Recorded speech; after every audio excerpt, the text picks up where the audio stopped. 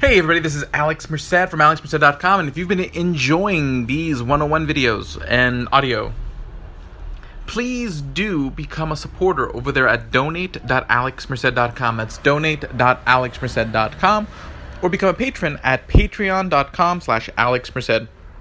You can become a supporter for as little as $1 a month. More is appreciated, and it gives you access to an exclusive Discord group for supporters where you can meet other supporters and ask me questions, give me ideas, and get exclusive access.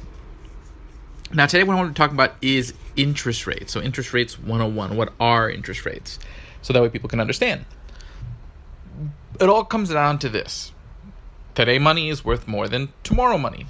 So if I were to go up to you and say, hey, can I borrow $1? And I promise I'll give you your dollar back 3 years from now, you would just look at me like I'm crazy. Why would you wait 3 years for the dollar you already have?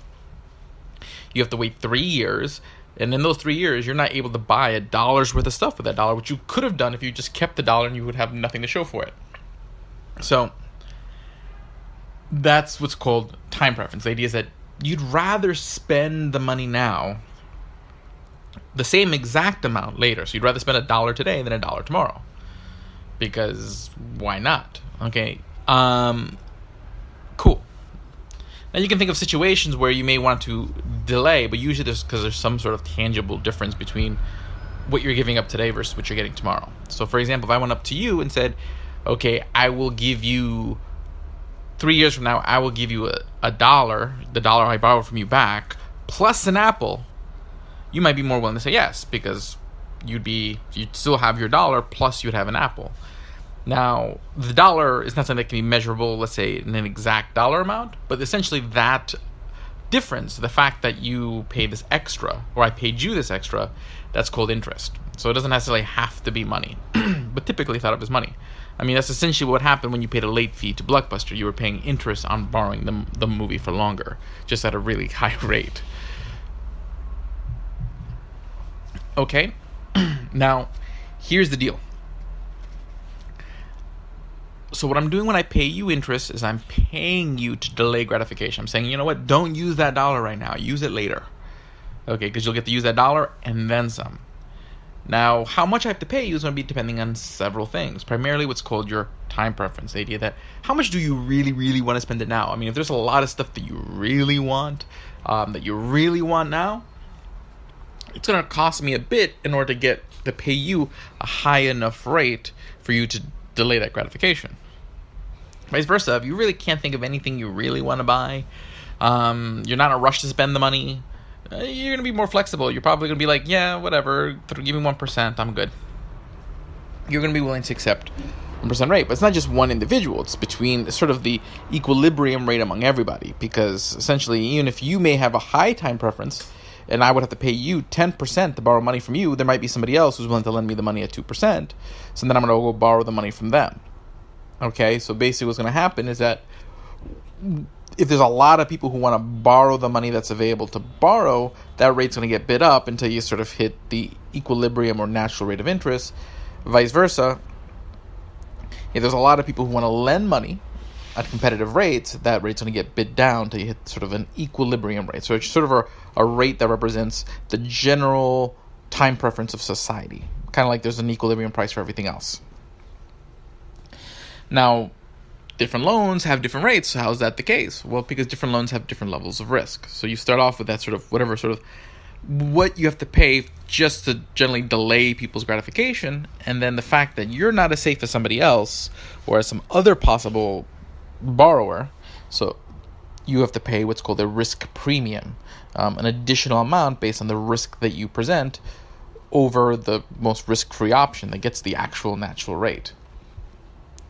So now in modern times, most people use what governments borrow at as the risk-free rate of return. So essentially the natural rate of interest.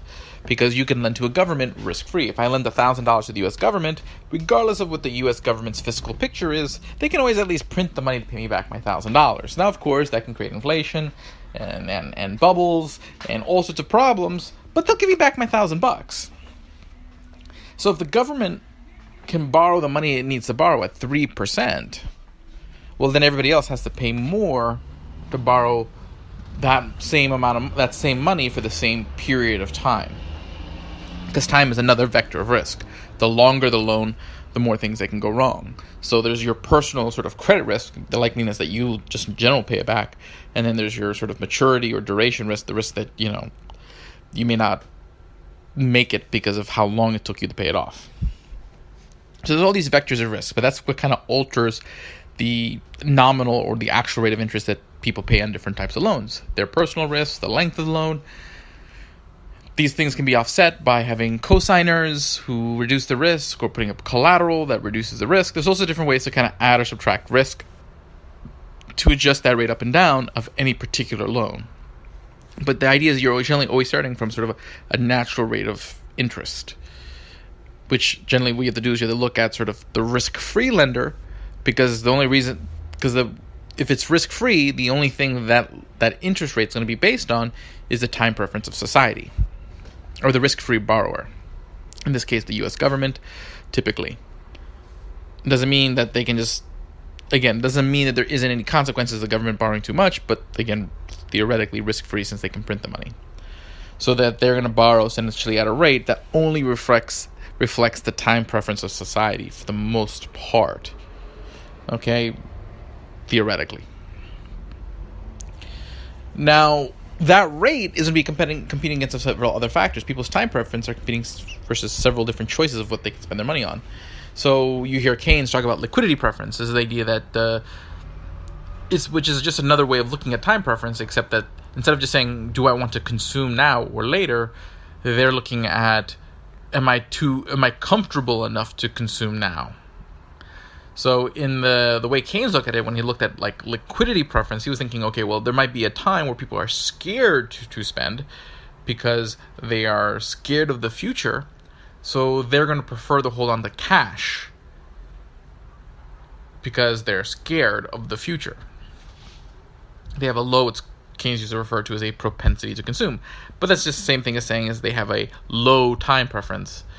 They don't want to spend the money now. Okay, the only difference is that one framework you're just looking at is whether their willingness to consume or not consume now, regardless of their motivation, whether it's because they're scared or there's just nothing that they want, or they have an abundance. It doesn't matter why they have a low time preference. It's just they either have a low or a high time preference. Keynes is kind of looking at a very specific situation where someone has a low time preference because of fear. So a lot of different sort of economic thinkers are looking at the same phenomena, but sometimes at different angles, and it gives a little different flavors. And oftentimes it's really a lot of what the Austrian theories or theorists and economists think about. It's a lot more like high level. So when you look at time preference, it's more of everyone has a time preference in a sense, and is regardless of motivation. It's either high or it's low. While you can have a liquidity preference is more of a function of fear, so it's more like a specific application of the idea of time preference in a sense, or looking at it through a specific situation. So that's the idea there. But then you can take a look at sort of the life cycle theory like Milton Friedman, where basically the idea is that people's expenditures, people base their decisions not based on what they have now, but based on their personal view of what they're going to have in the future. So for example, if I gave you an extra $500 right now, but you were under the assumption that I'm never going to give you $500 again, you're going to spend that $500 differently or not spend that $500 differently versus if I said, hey, I'm going to give you $500 every month. Because now you have this perception of all the future 500s. So basically the abundance that you have in your mind includes what you have now plus what you expect to get in the future, which is going to affect your time preference. Okay? And although I think Friedman phrased it more in a Keynesian framework where basically that will affect your propensity to consume. You're going to be more willing to spend money you receive now if you expect that you're going to receive more money later. So basically people's prudency is going to be affected by sort of their long-term view of their life. So a lot of this, but the bottom line is time preference is a function of individual preferences, which can be in part be affected by psychology. But the idea is that regardless of that, everyone has a time preference, a preference to consume now or later. And the interest rates are generally going to be a resulting aggregate from that difference, or that sort of equilibrium of the amount that people want to borrow versus the time preference of those who have the ability to lend. Cool. So now that we have that established, what other factors are we kind of competing against? What other things are going to affect time preference? Also, alternatives. Alternatives are uses of the money. So oftentimes we associate interest with debt. And if you really want to be just pure interest, I mean, technically any kind of investment, whether you're buying equity or debt, is at an interest rate. Technically, it's just that there's a lot more risk in equities, so your overall rate of return can fluctuate greatly. But you can kind of think of it as you're essentially saving money and you're generating a rate of interest based on your return on the stock. But if we were to look at equity and debt as two different things, which is going to happen is that, and we just take a look at interest as purely a function of debt, what'll happen is that as stocks, companies in the economy start performing better and they start showing higher returns, people are going to have a preference of purchasing equities for the higher returns.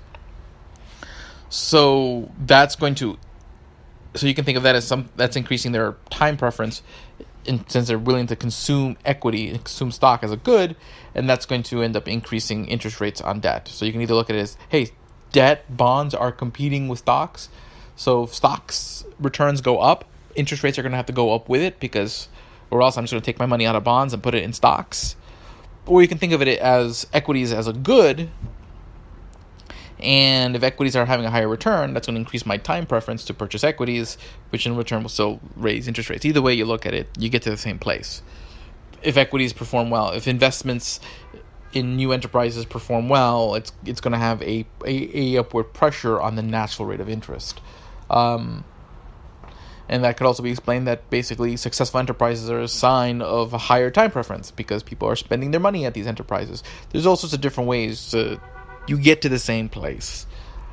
So if the economy is doing well, interest rates are going to go up, because an economy that's doing well by the traditional metrics, growth, consumption, etc., is a sign of high time preference. And vice versa, low time preference. An economy that sort of is slowing down by traditional metrics, slower growth of GDP, generally is going to be because people are spending less, which means they probably have a lower time preference, thus rates go down. So hopefully that gives you a better idea sort of how to think about interest rates. Again, there's all sorts of other variables that affect, again, relative risks and sort of relative time preference between different areas, because people are constantly arbitraging the relative rates of different places and different lenders and different borrowers. So it's a lot more complicated in practice. But this gives you a good idea of how to gravitate thinking on interest rates. So again, my name is Alex Merced from alexmerced.com. If you guys enjoyed this, please become a patron over there at patreon.com, and consider making other donations or buying t-shirts or buying books over there at donate.alexmerced.com. Thank you guys for everything. Please do share this with friends. Have a great day and enjoy.